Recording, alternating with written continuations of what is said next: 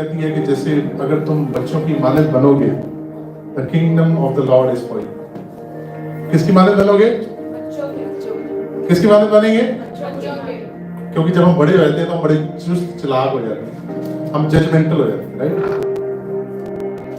और सबसे ज्यादा हम दूसरों की गलती को पकड़ते हैं, राइट? सबसे ज्यादा हमारी कोशिश होती है कि हम दूसरे के अंदर गलती, कमी उसको निकाल दें, क्योंकि उससे क्या मिलती है? हमें सेटिस्फेक्शन मिलती है।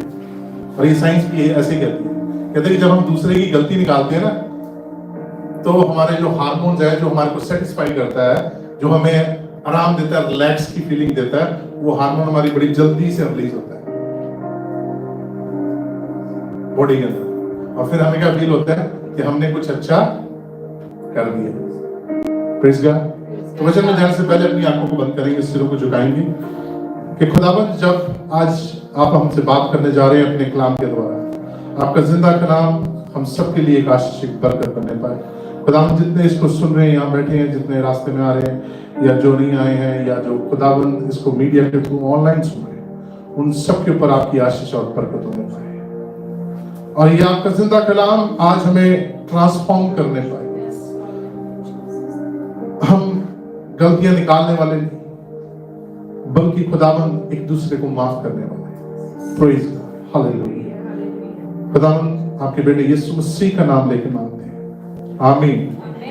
Praise God, hallelujah, hallelujah. So आज जो मेरा टॉपिक है, वो टॉपिक है, are we following the God's will और ओन विल? क्या हम खुदा की मर्जी को पूरा कर रहे हैं, परमेश्वर की मर्जी को पूरा कर रहे हैं, या अपनी मर्जी को पूरा कर रहे हैं? अब ये बहुत सारों के सामने सवाल आ जाता है कि हम कैसे जानेंगे कि परमेश्वर की मर्जी हमारी लाइफ में क्या है? नॉर्मल क्वेश्चन है, और नॉर्मली ये आंसर कई बार हम ढूंढ पाते हैं, कई बार नहीं ढूंढ पाते हैं। क्यों नहीं ढूंढ पाते? हम इसलिए ढूंढ नहीं पाते हैं, जैसे वो गीत भी गा रहे थे, कि हमारी जो आंखें हैं जो देख सकती हैं परमेश्वर की मर्जी को, वो क्या हो जाती है? पर्दा हो जाता है, उन पे बंद हो जाती है। एंड इट्स नॉट इजी, क्योंकि परमेश्वर की जो मर्जी है उसके अंदर कुछ चीजें हैं जो बड़ी डिफिकल्ट है। परमेश्वर के राज में, परमेश्वर के रास्ते में उसके पीछे चलना बड़ा मुश्किल हो जाता है। Sometimes you have to make decisions which is not in favor of you. कई बार आपको ऐसे फैसले लेने पड़ते हैं जो आपको लगता है कि मेरे फेवर में नहीं है। तो रास्ते में आते हुए ब्रदर मैनुअल आज बात कर रहा था कि चर्च में कैसा लिबास पहनना चाहिए, कैसे कपड़े पहनने चाहिए, कैसे हमें ड्रेसअप होने के आना चाहिए। तो उसने क्वेश्चन बड़ा अच्छा किया, और उसी क्वेश्चन के ऊपर पिछले दिनों में स्टडी कर रहा था, क्योंकि उसमें भी खुदावंद की मर्जी है ना। कोई कहता है कि मुझे ऐसा अच्छा लगता है, मैं ऐसे ड्रेसअप हूं, मुझे ऐसा ही अच्छा लगता है, राइट? अब बाइबल क्या कहती है उसके बारे में? तो 1 पीटर 5:5 उसमें लिखा हुआ है, अगर हिंदी में पढ़ देंगे कोई जल्दी से माइक में। 1 पीटर चैप्टर 5:5, पहला पत्रस उसका 5 बाब और उसकी 5 आयत। हे नवयुवकों, तुम भी पुरुषों को के अधीन रहो। कहता है कि जितने नौजवान हैं वो अपने एल्डर्स, जो अपने कलीसिया के, अपने माँ बाप के क्या रहो? अधीन रहो। क्यों? वरन तुम सब के सब एक दूसरे की सेवा के लिए दीनता से कमर बांधे रहो। अब वो यहाँ पे पत्रस में लिख रहा है, कहता है कि एक दूसरे की सेवा के लिए किसके साथ? इंग्लिश में लिखा है दीनता के साथ, इंग्लिश में हम्बलनेस लिखा है। हम्बल सबको वर्ड आता है बड़ा इजीली, अब तो कॉमन वर्ड है हम्बल, सबको पता है हम्बल होना, है ना। कोई आपसे कोई रूडली बात करता है तो बोल देते हैं ये बंदा हम्बल नहीं है। कोई आपको कुछ सिखाना चाह रहा है, आपका ऊपर जो आपसे अथॉरिटी में ऊपर है, तो बोल देते हैं हम ये हमसे हम्बली बात नहीं कर रहा है, ये हमसे हम्बली क्या नहीं कर रहा है, इंटरेक्शन नहीं कर रहा है। तो कह रहा है कि एक दूसरे के साथ दीनता के साथ, हम्बली, एक दूसरे के साथ हम्बली इंटरेक्शन करो और कोशिश करो। हाँ, क्या कहता है? क्योंकि परमेश्वर अभिमानियों का विरोध करता है परंतु दीनों पर अनुग्रह करता है। नहीं, आपने गलत पढ़ा। 1 पीटर 5 वर्स 5, सॉरी 4th में लिखा हुआ है कि हाउ टू बी क्लोथ, है ना? मैंने अभी पढ़ी। It says, likewise, you younger people, submit yourselves to your elders. Right. Yes, all of you, be submissive to one another and be clothed with humility. अब कहता है be cloth with Humility. Humbleness के साथ। आपकी Bible online वाली में missing हो गया, इसलिए बोलता हूँ कि बाइबल फिजिकल वाली लेके आया करो, पढ़ा करो। ये जो ऐप वाली है उसमें ओवरसी मिस होगी। तो वो कहता है कि आपकी जो कपड़े हैं कैसे होने चाहिए, कैसे होने चाहिए। यहां कौन से कपड़ों की बात कर रहा है? क्योंकि आज हमें समझना है, हमें समझ क्यों नहीं आता कि हमारा पर्पस क्या है, खुदावंद हमसे क्यों क्या चाहता है, क्यों और क्या चाहता है। वो हमें समझ इसलिए नहीं आता क्योंकि हमारे अंदर एक चीज मिसिंग होती है, वो है दीनता। सबसे पहले दीनता टुवर्ड्स योर पीपल। आपके आसपास जो लोग हैं, आपकी कलीसिया के लोग हैं, उनकी तरफ आपकी दीनता, आप उनकी तरफ दीन है कि नहीं है। अब उसने लिखा है कि you have to be cloth with humility. अगर आपके पास, अब हम चर्च आ रहे हैं तो हम सिंपल भाषा में बोलते हैं, हम कपड़े पहन के आए। सबने अपने अपने तरीके से जिसको जैसा अच्छा लगा उसने वो कपड़ा पहन लिया। अगर आप कपड़े नहीं पहनते तो आप क्या होते? आप और मैं क्या होते? हम नंगे होते। We will be naked. और यहां पे पतरस में वो सिंपली एक बात को क्लियर कर रहा है कि अगर आपके पास दीनता नहीं है तो आप मसीह में क्या हो? नंगे हो, सिंपली। और अगर आप नंगे हो तो आप क्या हो चुके? आप बेशर्म हो चुके।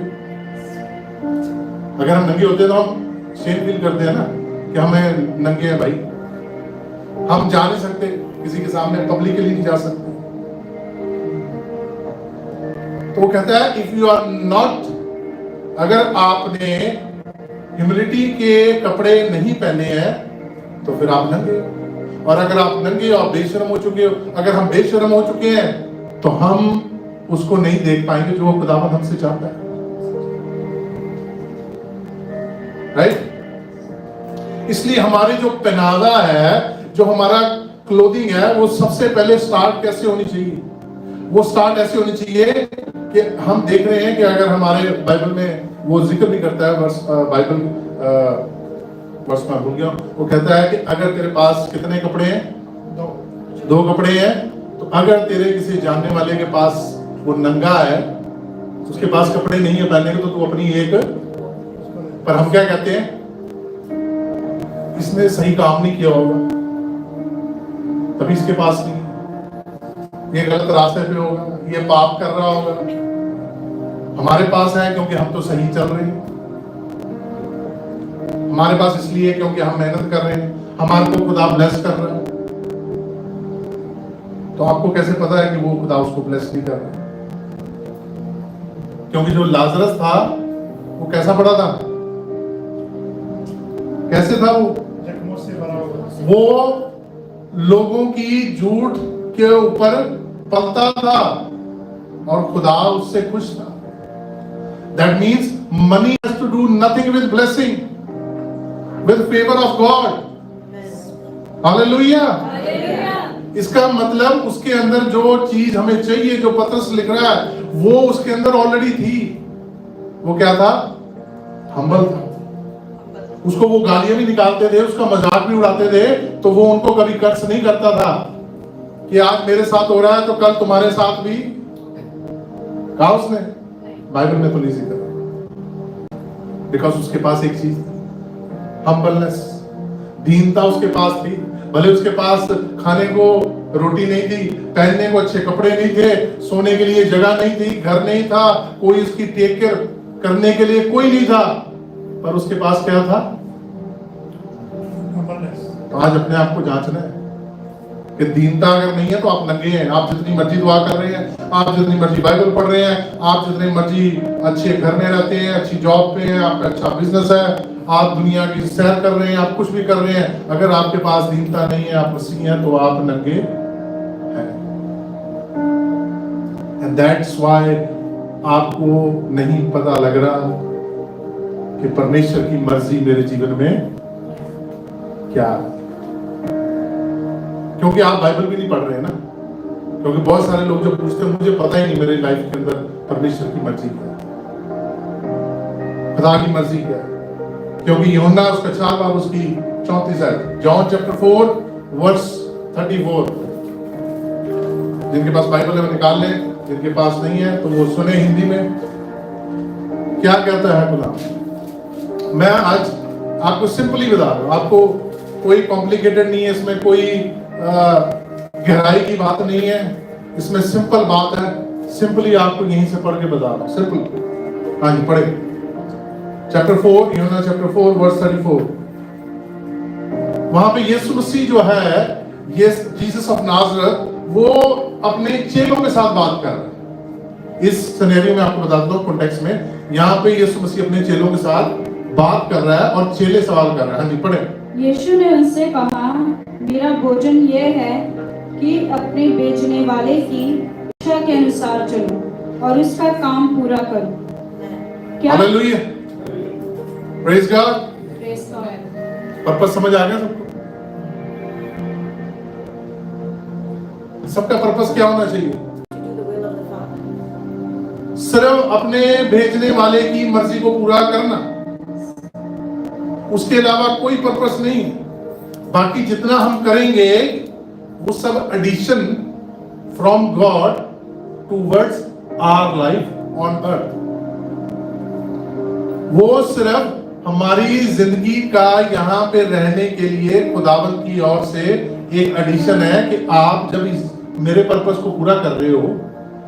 सभी लोगों ने कभी न कभी जिंदगी में जॉब की हो, की है तो सबने जॉब? हाँ जी की है सबने जॉब? नहीं की तो सुना तो होगा जॉब के बारे में, सुना है ना? अच्छा, जब आप जॉब के लिए अप्लाई करते हैं उसके अंदर ऑप्शन वो होती है, डिस्क्रिप्शन होती है, उसमें लिखा होता है ड्यूटीज एंड रिस्पॉन्सिबिलिटीज एंड एक और चीज होती है बेनिफिट्स। बेनिफिट्स सबसे पहले आप क्या पूछते हैं कि मैं आपके लिए काम करूंगा तो मेरे को बेनिफिट्स, उसमें बेनिफिट्स में क्या क्या होता है? उसमें होती है सैलरी होती है, उसमें हेल्थ इंश्योरेंस होती है, और उसमें क्या होता है? रिटायरमेंट का प्लान होता है, और उसमें क्या होता है? बोनसेस होते हैं, और उसमें क्या होता है? वेकेशंस होती हैं। देखिए ये सब सारी चीजें पता है। अभी बाकी मुझे पूछ लिया तो सबको भूल जाए, क्योंकि ये हम इसके अंदर हमारा इंटरेस्ट है ना, इसमें इंटरेस्ट कम है, क्योंकि ये अभी हमने बाद में देखना है जब यहां से चले जाएंगे। पर यहां पे जब हम पढ़ते हैं तो उसने कहा कि जब तुम मेरी विल को पूरा करोगे, तो मैथ्यू में क्या लिखता है? कहता है कि ये सारी चीजें मैं एडिशन में दूंगा। You are doing God's will, आप परमेश्वर की मर्जी को पूरा कर रहे हैं, उसके जॉब को पूरा कर रहे हैं, उसके काम को पूरा कर रहे हैं, क्योंकि उसने हमें एक काम दिया है। वो काम ये है कि हम मसीह के राज को क्या करें? बढ़ाएं। अब बहुत सारे को ये सोचना है कि सिर्फ पास्टर का या इवेंजलिस्ट का या जो प्रॉफिट बने हैं जो उनका काम नहीं। जब आपने मसीह को अपनाया, जब आपने बपतिस्मा लिया, तभी से आपकी उस जॉब के अंदर एडिशन हो गई, तभी से आपने वो जॉब को ले लिया।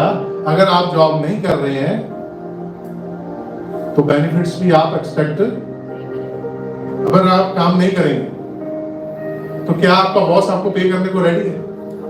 कितना टाइम देखेगा वो? 1 महीने देखेगा, 2 महीने देखेगा, 3 महीने देखेगा। उसके बाद क्या आता है? परफॉर्मेंस वाला आता है ना, क्या बोलते हैं उसको? Performance review.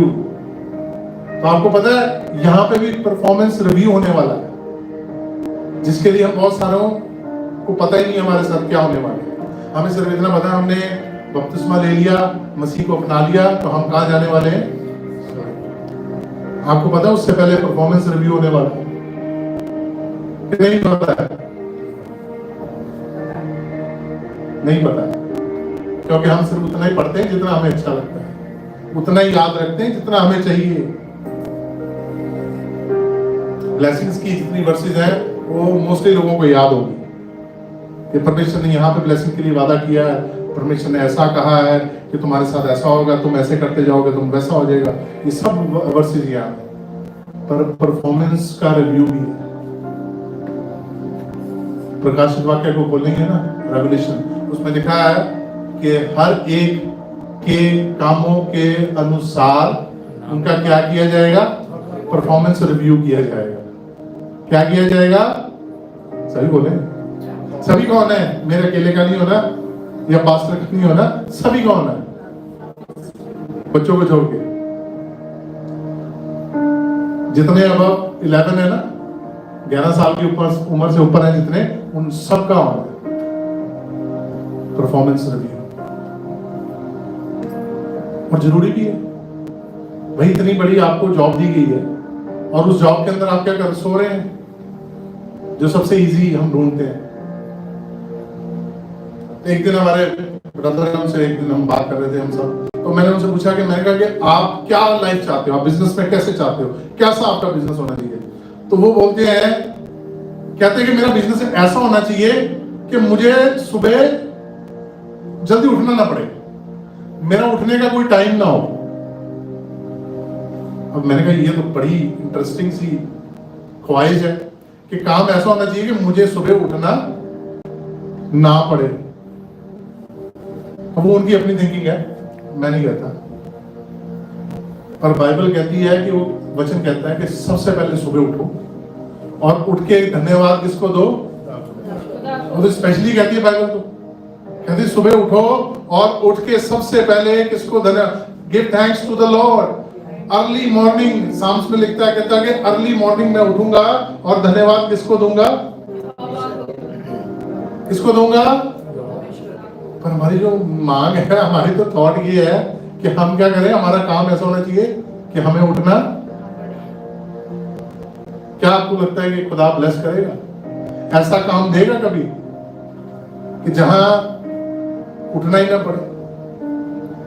अभी पिछले हफ्ते जब मैंने 2 हफ्ते पहले एक बात, वो पास्टर्स के जो कर रहे हैं इंडिया में, उनकी एक बात करी थी कि पास्टर्स क्या मतलब प्रीच कर रहे हैं आजकल ना, सिर्फ अपने लोगों को या अपनी कलीसिया को खुश करने के लिए। तो एक और पास्टर है, पास्टर अमोस, वो जलंधर से हैं, वो पहले फादर थे, तो वो बड़ा सॉरी वो है तो उत्तराखंड से, तो वो पिछले दिनों उनकी एक वीडियो थी, तो उस वीडियो उन्होंने भी देखी, तो उन्होंने बोला एक बात कि क्या कहते हैं कि हमारा परमेश्वर क्या जादूगर है? जो पास्टर बोलते रहते हैं कि आपके अकाउंट में पैसे आ जाएंगे, कहां से? कहते हैं हमारा परमेश्वर जादूगर नहीं।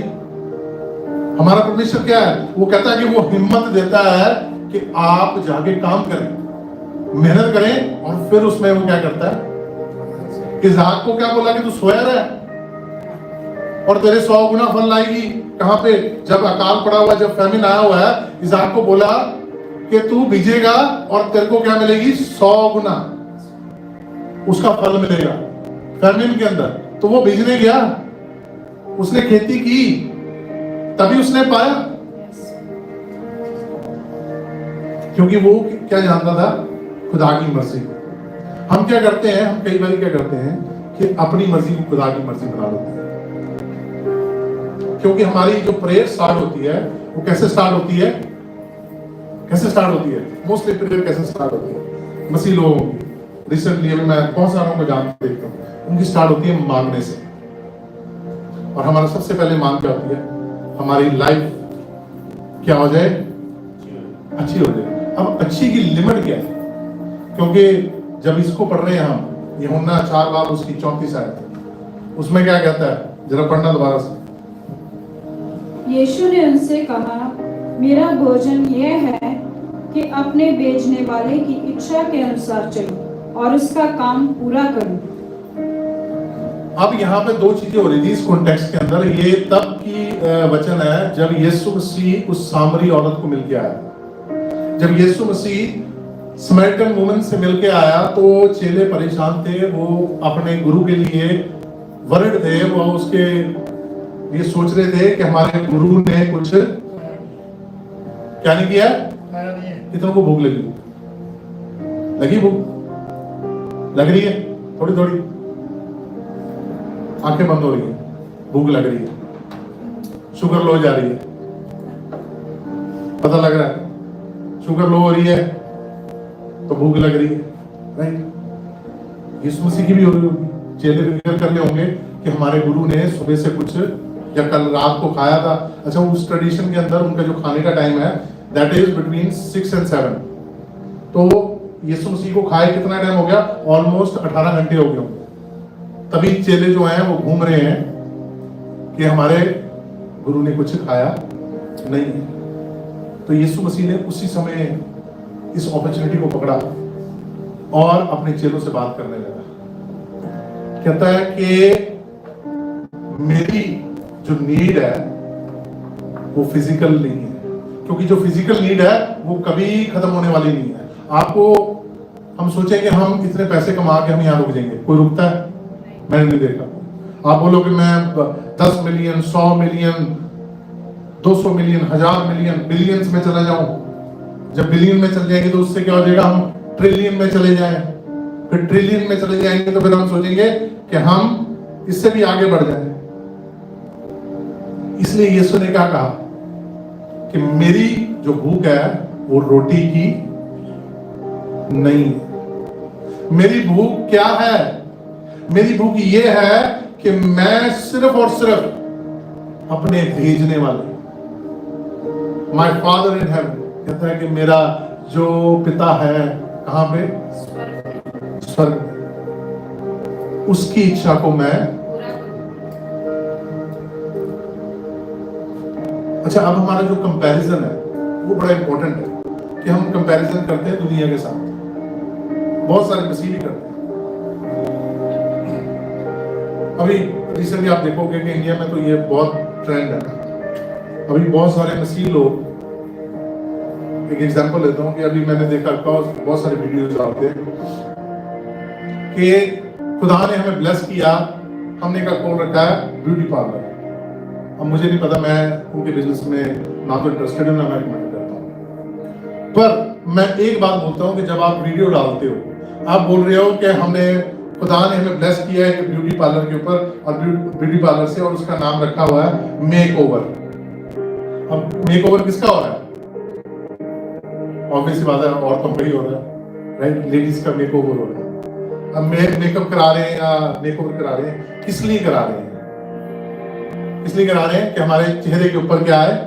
बहुत सारे जो वीडियोस आजकल जो सोशल मीडिया पे चलते हैं वो किस लिए चलते हैं? To get the glow. अच्छा, आप एक मैं बात आप लोगों ने पढ़ी होगी, बाइबल के अंदर लिखी है कि ग्लो के लिए, है ना, ग्लो हर किसी को अच्छा पसंद है कि ग्लो हो मेरे चेहरे के ऊपर और लोग मेरी तारीफ करें। तो सबसे पहले अगर हम देखें बाइबल के अंदर एक चीज, जब मूसा पहाड़ पे गया और पहाड़ से जब वो नीचे आया तो उसके चेहरे पे क्या था? क्या था? ग्लो इतना था कि उसके चेहरे की तरफ देखा, उसके चेहरे के ऊपर नजर नहीं जा पा रही थी, इतना ग्लो था। अब पता नहीं कौन सा फेशियल करा के आया था वहां से, गोल्ड, सिल्वर या पता नहीं कौन सा नया मटेरियल, कौन सा नया मटेरियल यूज किया होगा खुदा ने उसके फेस के ऊपर, जो मटेरियल यहाँ पे अब नहीं मिल रहा है। हालेलुया, क्या नहीं मिल रहा है मटेरियल। बहुत लेडीज कोशिश कर रही है, बहुत मेकओवर करने वाले, कि हमें खुदा ने ब्लेस कर दिया है इस मेकओवर से, and that is not right. वो सही नहीं है। आप बिजनेस कर रहे हैं, बहुत अच्छी बात है, पर खुदा वैसी चीजों को, आप बिजनेस बढ़ा रहे हैं, आप चेन्स बना रहे हैं उसकी, वो पार्लर्स की, मेकओवर्स की, वो बिजनेस है, but don't include God in that, क्योंकि खुदा ने तो किसी का ग्लो नहीं यहाँ पे यूज किया ना वो बनाया, राइट? खुदा नहीं ये कर रहा। तो रिसेंटली एक क्वेश्चन, मेरे सवाल मेरे माइंड में आया कि जब जीसस प्रार्थना करने जाता था तो वो पहाड़ पे क्यों जाता था? अगर कोई नबी प्रार्थना करने जाता था तो वो पहाड़ पे जाता था। मूसा प्रार्थना करने के लिए गया, पहाड़ पे गया। तो कल की बात है, सैटरडे को, राइट, कल ही गए थे। कल हमने कहा भी चलते हैं पहाड़ पे। तो हम 3 जने पहाड़ पे चले गए, जो मिशन पीक है फ्रीमॉन्ट में, काफी ऊंची है, आई थिंक 6 माइल्स की, 6-7 माइल्स की है। तो चले गए हम सुबह सुबह पहाड़ के ऊपर, हमने कहा भी जाएंगे। तो 2.5 मील जाके हवा निकल गई मेरी, तो मैं तो 2.5 मील पे जाके रुक गया। 2 जने आगे, ये थोड़ा सा चले गए आगे। और तो मैं सोच रहा था कि यीशु मसीह, हम कहते हैं कि वो सलीब उठा के, क्रूस उठा के इतना चला है, तो ऐसे नहीं चला है। उसकी रोज की प्रैक्टिस थी। पहाड़ के ऊपर चढ़ना इजी नहीं है। अच्छा, चढ़ तो गए, ऊपर जाके फिर प्रार्थना भी करनी है। आजकल क्या ट्रेंड है, पास्टर को उसने अपना प्रेयर मानो घर पे बना रखा है। अच्छा, आपको क्या लगता है यीशु मसीह को कमरा नहीं मिलता होगा, सेपरेट रूम नहीं मिलता होगा कि वो बैठ के प्रार्थना कर सके? लोग उसको देते नहीं होंगे कि सेपरेट रूम देते हैं, आप यहां बैठ के क्या कर लो, प्रार्थना कर लो, प्रेयर कर लो। पर नहीं, यीशु मसीह उनको वहां पे छोड़ के, शहर से निकल के, वो स्पेशली कहां जाता था? जितने नबी थे वो शहर को छोड़ के, वो वहां से निकल के वो कहां जाते थे? मूसा को इतनी स्पेशलिटी थी कि मूसा के लिए उन्होंने अलग सा एक वो बना रखा था, तंबू जो था उस टाइम पे, राइट? और उस तंबू के अराउंड उन्होंने काफी जगह छोड़ रखी थी कि मूसा के लिए एक स्पेशल जगह, वो घूमना है, उसमें फिरना है, कुछ भी करना है, वो बाकी लोगों के साथ नहीं रहता था। पर फिर भी जब भी प्रार्थना करनी होती थी, स्पेशल प्रार्थना जब करनी होती थी, तो मूसा कहां जाता था? पहाड़ पे। तो मैंने सोचा, मैंने कहा बाइबल क्या कहती है इसके बारे में, ये जाना जरूरी क्यों होता था? आज हम देखते हैं कि कमरे में चल के, जी कमरे में बैठे हैं, but you are still in the world. पहाड़ पे जाने का रीजन उनका ये होता था कि हम दुनिया से टोटली पूरा अलग। कमरे में आपको फिर भी कोई ना कोई आ गया, कोई सुन लिया, किसी की आवाज आ रही है, कुछ हो रही है, आप अलग नहीं हो। आप सब जानते हैं साधु सुंदर सिंह, राइट? उनके बारे में आपने सुना भी होगा। जब उन्होंने ये शुरुआत, उन्होंने अपनी मिनिस्ट्री की स्टार्ट की, तो उन्होंने भी क्या किया, पैदल चल के गए। कोई गाड़ी नहीं, कोई बस नहीं, कोई साइकिल नहीं।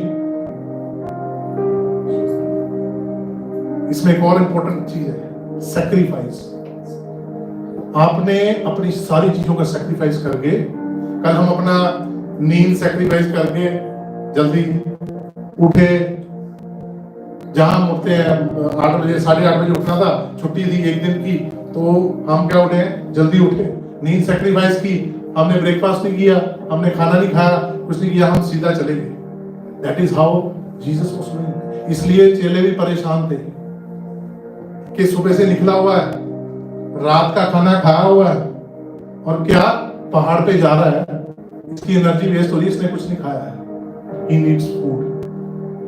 तो चेलों को यीशु मसीह क्या कह रहा है कि ये चीजें जो हैं इंपॉर्टेंट नहीं है। वो कह रहा है कि मेरे लिए ये इंपॉर्टेंट है कि मैं सिर्फ और सिर्फ अपने भेजने वाले की इच्छा को पूरी करूं।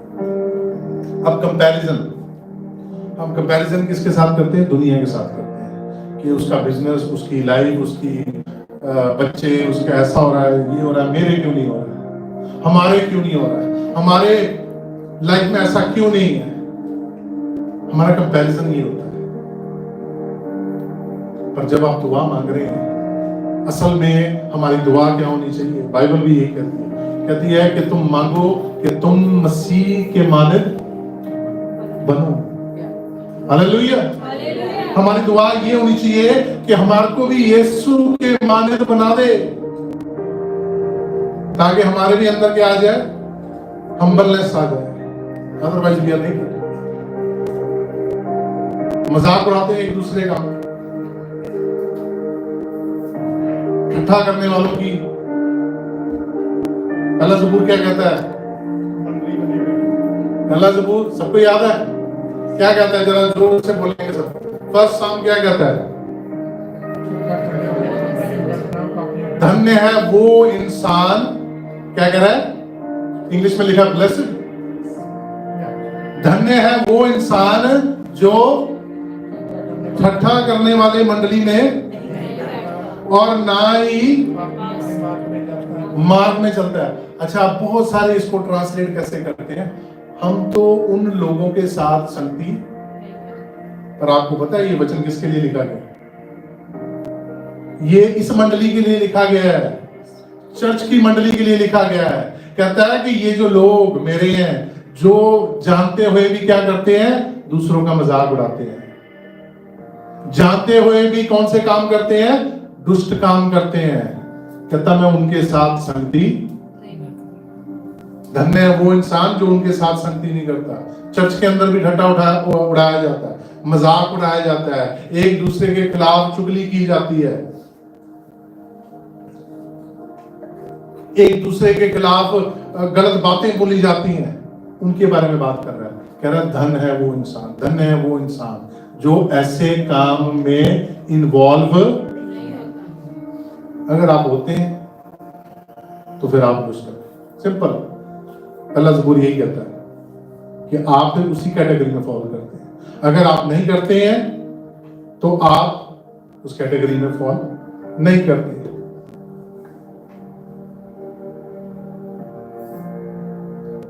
अच्छा, ये जल्दी से खत्म करेंगे, हमारा टाइम भी हो रहा है। कि अगर आप उसकी विल पे चलते हैं, right, if we are going on God's will, अगर हम खुदावंद की विल पे चलते हैं, तो इस चीज को याद रखें और इसको नोट कर लें कि आप ये मत सोचना कि बड़ी जल्दी आप फेमस होने वाले हैं, ये मत सोचना कि बड़ी जल्दी आप अमीर होने वाले हैं, ये मत सोचना कि बहुत आपके पास ऐशो आराम की जिंदगी होने वाली है। Because God doesn't do Hari work, मतलब वो जल्दी में काम नहीं करता है। क्योंकि खुदा जो काम करता है वो क्वाइटनेस में करता है, वो एकदम प्रिसीजन के साथ करता है, मतलब हुनर के साथ, वो बड़ी बारीकी के साथ करता है। इब्राहिम को विश्वासियों का पिता कहलाने में कितने साल लग गए? कितने साल लग गए? उसके पैदा होने से लेके 100+ ईयर्स, क्योंकि बाद में बने हैं ना। 100+ ईयर उसको लगे क्या कहलाने में? विश्वासियों का पिता। ऐसे नहीं कि हम कहें कि वो अचानक से जल्दी से वो बन गया और खुदा उसकी लाइफ में काम कर रहा था, उसको धीरे धीरे धीरे धीरे। बहुत सारे, अगर आप सोच रहे हैं कि हमारी लाइफ में क्यों नहीं हो रहा है, अगर आप खुदा की आवाज को सुन रहे हैं, आज सिर्फ और सिर्फ आप खुदा की आवाज पे चल रहे हैं, सिर्फ और सिर्फ आपका ध्यान खुदा की आवाज के ऊपर है कि खुदा का कलाम, और मैं मसीह के मानद हूं, क्या मैं मसीह की तरीके से चल रहा हूं, क्या मैं मसीह की लाइकनेस में हूं, क्या मेरा कैरेक्टर मसीह की तरह है या नहीं है। अगर आप सिर्फ यही सुन रहे हैं तो वेट करें, आपका जब समय आएगा वो समय कभी फिर जाएगा नहीं, क्योंकि जो शैतान की ओर से है वो टेम्परेरी है, वो थोड़े टाइम के लिए फेम देता है और उसके बाद खत्म है, थोड़े टाइम के लिए। कितने बड़े बड़े आपको पता है टैलेंटेड सिंगर्स या एक्टर्स, ये जितने भी हैं जो खुदा की आवाज को नहीं सुन रहे हैं, वो थोड़े टाइम के लिए, आज 100 साल है, 200 साल है, उसके बाद लोग भूल जाएंगे, कोई याद रखेगा नहीं। इब्राहिम को कितने साल हो गए आपको पता है? ऑलमोस्ट 6-7 हजार साल हो गए, है ना? आज भी उसी का नाम लिया जा रहा है। और कहता है कि जो मसीह की मानद बनेगा उसका भी ऐसे ही होगा। आने वाली पीढ़ी, आने वाली जनरेशंस उसको याद रखेंगे जो मसीह के मानद बनेगा। हालेलुया। तो आज हमारी कोशिश ये होनी चाहिए कि हम क्या करें, हमारी कोशिश ये कि हम मसीह के मानद, हमारा जो करैक्टर है वो मसीह के मानद, सिर्फ हमारा नाम क्रिश्चियन नहीं, हमारा कहना क्रिश्चियन नहीं, हमारे क्या कहते हैं, हमारे पहनावा क्रिश्चियन नहीं, हमारा कैरेक्टर, हमारा उठना बैठना, एक दूसरे के साथ मिलना। जैसे उसने कहा कि कौन से कपड़े पहन लो, हम्बलनेस, दीनता के कपड़े पहनो। Jean T shirt, coat pant, pyjama kurta, suit, वो बाद में, उसकी बात बाद में। सबसे पहले कहता है कि आप दीनता के साथ।